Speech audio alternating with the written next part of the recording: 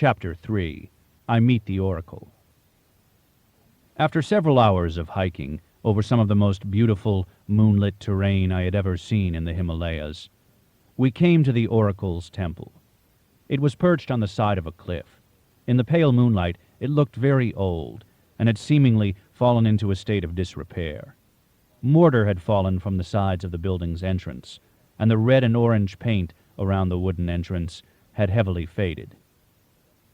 Master Phwap told me that just below the cliff monastery there were wheat and barley fields.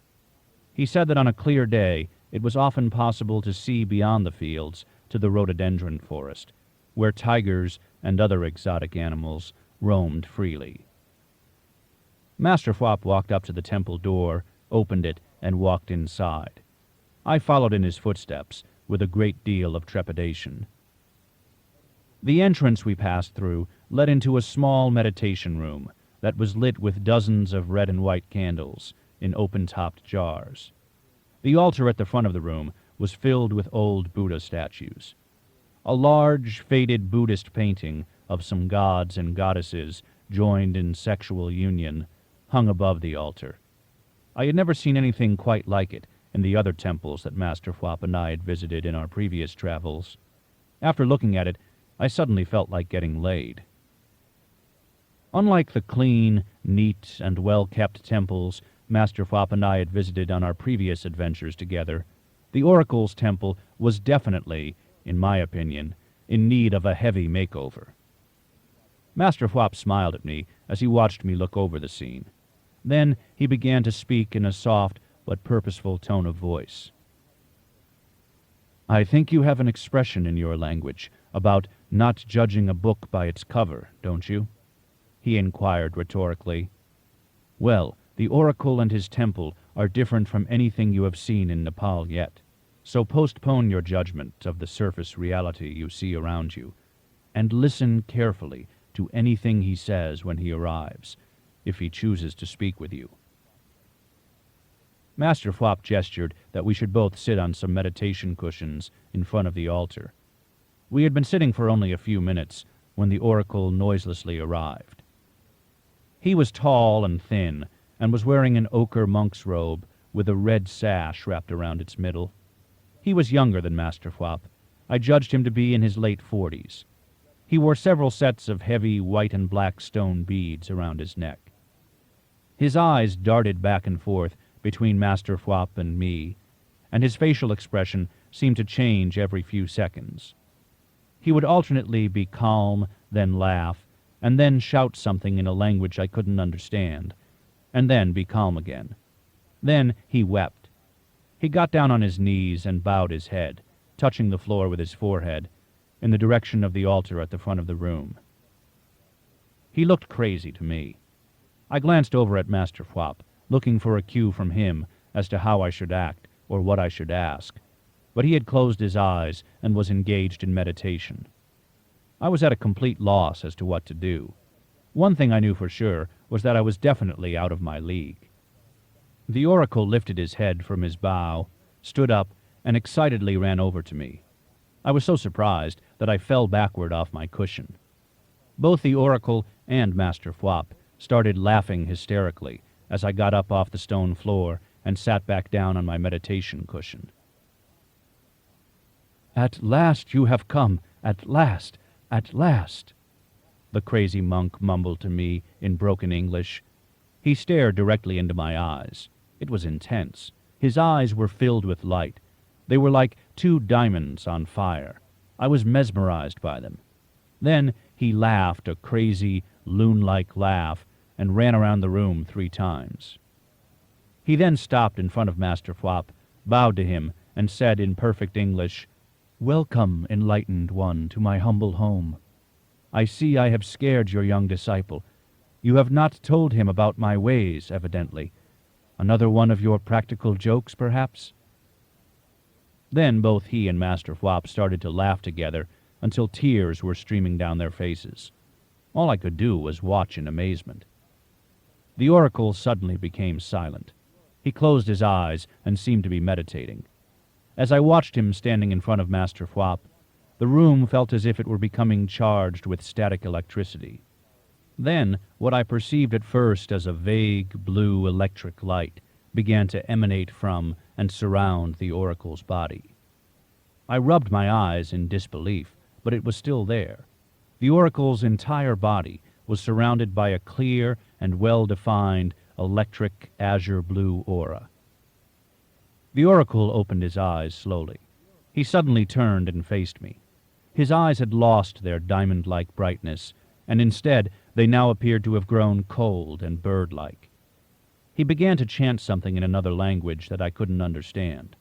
After chanting for several minutes, he began rhythmically to rock his body back and forth, as if he were in some type of trance. Then he spoke.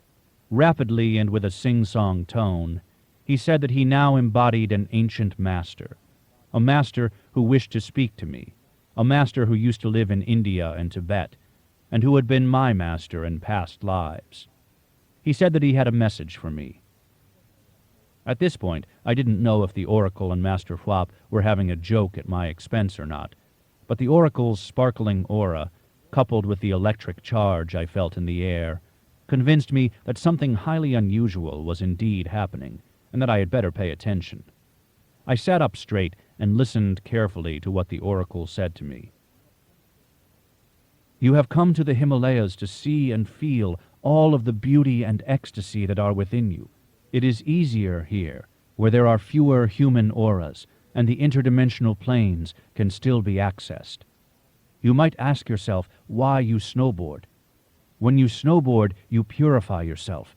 You are concentrating while you are on the holy mountains of power, and you are unconsciously merging with the higher dimensions as you snowboard through them. But you must now go to the Annapurna range. The dimensions are closing there now. You must go in several days. I will accompany you, as will Master Fwap. With our combined power, we can still open the dimensions there for you and show you their secrets. But we must go soon, or it will be too late." His head dropped, and his eyes snapped shut. The blue aura that had been surrounding his body gradually faded and then disappeared. The oracle opened his eyes, raised his head, and then ceremoniously stood up. He left the room, walking swiftly and lightly, and with great dignity, leaving Master Fwap and me alone. "What was that all about, Master Fwap?" I inquired hastily. "Oh, that," Master Fwap said thoughtfully. "The oracle gave you your first insight. You must do as he says. We both must. We shall accompany you to the Annapurna Himalayas. There, the two of us will open the dimensions, and you will discover their secrets." "But wait a minute here. With all due respect to you and your friend, I came here to snowboard, not to learn about any missing dimension." "You will have plenty of opportunity to snowboard where we are going, but tomorrow, after you have slept in the safety of the Oracle's temple, you must return to Kathmandu. Stay there for several days, and rest and enjoy yourself. Oh, by the way, while you are in Kathmandu, you will meet someone, a woman you knew in several of your past lives. After you have rested and have had your encounter with her, come to my temple on the outskirts of Kathmandu. The oracle and I will be waiting for you. Oh, and the oracle gave me something for you to read between now and then. I think you might find it helpful." Master Fwap reached inside his robe and pulled out a small, cloth-bound book. As he handed it to me, he laughed and said, "Don't worry, it's not written in Sanskrit as it once was. It has been translated into English by one of the younger monks." I looked down at the book, and in the temple's soft candlelight, I could barely make out its title. In black, handwritten letters, it said, "The Handbook for Enlightenment." I didn't see the oracle again for the rest of the evening. Master Fwap escorted me to a room at the rear of the temple, where he said I could spend the night. The room was small, clean, and comfortable. It had a tiny cot, an altar with a Buddha statue on it, and a small dresser for clothes. On all four of the walls were Tibetan tanka paintings, which depicted various beings engaged in sexual congress. I decided that it would be best to wait until another time to ask about their religious meaning. I was curious about the idea of meeting a woman in Kathmandu in the next few days, whom Master Fwop said I had known in many of my past lives, and I also wanted some time to myself. The oracle was simply too weird, and I was beginning to suspect that he and Master Fwop had cooked up some type of scheme to get me to join their Buddhist order. I was definitely not interested in anything like that. I had come to the Himalayas for the ultimate snowboarding challenge, not to be converted to Buddhism. I undressed quickly after Master Fwop left my room. I washed my hands and face with some water that was provided in a bowl on the dresser. Then I quickly slid into bed and covered myself with all of the old woolen blankets that were at the foot of the cot. The room was freezing. Before blowing out the candles in the room, I took a look at the book the oracle had given me. On the surface, it didn't look particularly impressive. I opened it and saw that it was all handwritten and in English. It appeared to be more of a diary than a book. I was just about to start reading it when Master Fwop slipped into the room. He stood over me without saying anything for a moment. Then he asked me if there was anything that the oracle had said that I hadn't understood. I thought for a minute and replied, "Yes, there are a couple of things. Both the oracle and the voice I heard up on the mountain today talked about the dimensions changing, about their being missing or closing or something. Can you explain any of this to me?" "Yes, surely. It is not complicated at all," he replied in a soft, soothing voice. "You see, the universe is filled with an endless number of dimensions. Most people are aware of only the first three. In Buddhist yoga, we learn about, travel into, and experience many, many other dimensions. The problem is the Earth's population. As you and I have discussed before, every human being has an aura. A person's aura acts like a radio transmitter. It sends impressions into the psychic planes of our planet. If there are too many auras in one place, they tend to pollute the psychic environment of an area, like the smog often does to the air in your Los Angeles." "I know exactly what you mean. On a clear day in L.A., I can see the San Bernardino Mountains from the 405 freeway. Or if I'm surfing at Zuma Beach in Malibu, I can see Catalina and the Santa Barbara Channel Islands. But most of the time it is smoggy in L.A. and I can't see them. If it weren't for the occasional clear days when the Santa Ana winds blow, I would never even know that they existed." "Exactly," Master Fwop said in an exalted tone of voice. "So it is the same with the dimensions. The population of the Earth is now almost 6 billion, and increasing faster every day. Some dimensions that we used to see have literally become invisible. You can walk up to them and not even know they are there, let alone be able to enter into them, learn their secrets, and have enlightening and empowering experiences traveling through them. The oracle and I have power. We have been Tantric Buddhist monks for many years, and we were taught by our masters how to travel into and through the interdimensional planes. It is your karma to learn this art, to enter into those dimensions and learn their secrets. But we must do it quickly, because even with our help it will be difficult. There are things you must learn here in the Himalayas. Your past karma in Buddhist practice has caused you to return here to regain your enlightenment from your past lives. You are what we Tibetans refer to as a tulku." "A tulku?" I asked. My fatigue had suddenly vanished.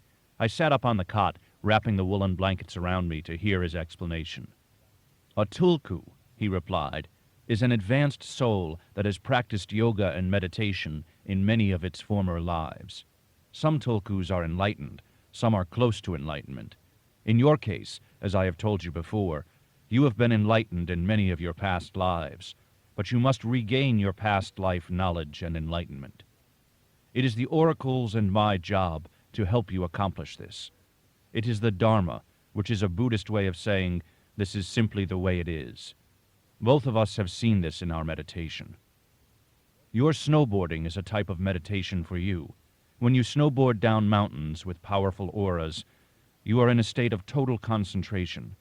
This causes you to access the aura and power of the mountain, in much the same way that a Buddhist monk does when he sits in meditation on such a mountain and concentrates on the dimensions. The Hindu Kush, particularly around Annapurna, is rapidly becoming aurically polluted. Many trekkers and mountain climbers who do not respect these sacred sites are, as you would say, trashing them. It is imperative that we take you with us there immediately. With our combined power, we can open the dimensions around Annapurna and allow you to explore their secrets. If we wait much longer, it will not be possible. The area is becoming more and more polluted every month. It will be challenging for the both of us to do this for you even now. Get some sleep. You have quite an interesting encounter waiting for you back in Kathmandu, he said with an all-knowing grin. Study the book the Oracle has given you between now and then. It will help you understand a great deal of this. Now sleep. You have a long journey ahead of you tomorrow.